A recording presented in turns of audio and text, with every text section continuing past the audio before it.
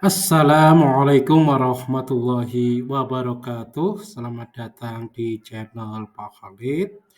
Pada kegiatan P5 dan P2 era ini dengan tema hidup berkelanjutan, kita akan membahas tentang dampak membuang sampah di sungai.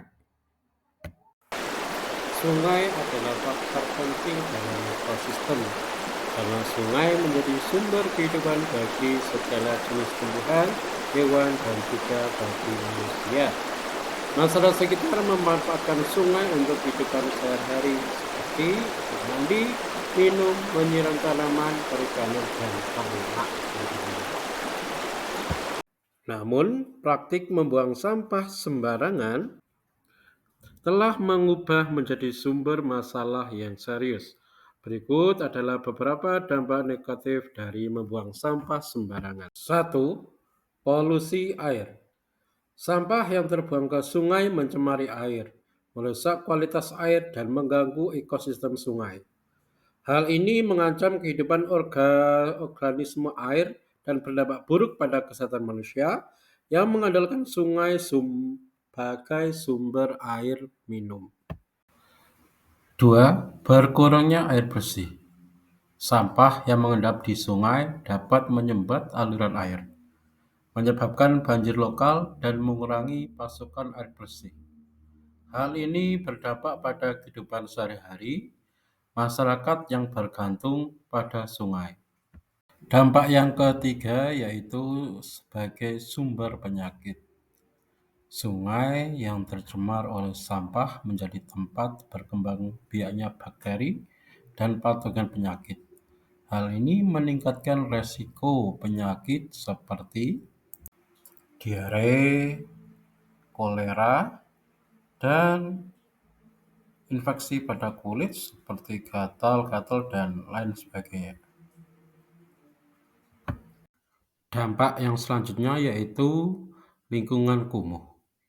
Sungai yang dipenuhi dengan sampah menciptakan pemandangan yang tidak menyenangkan. Sungai akan terlihat kotor, jorok, dan menjijikkan. Dampak yang selanjutnya yaitu gangguan ekosistem sungai. Sampah dapat mengganggu keseimbangan ekosistem sungai dengan mempengaruhi siklus nutrisi, mematikan organisme air, dan merusak habitat alami. Hal ini berdampak pada keanekaragaman hayati dan produktivitas lingkungan sungai. Dampak yang selanjutnya yaitu banjir.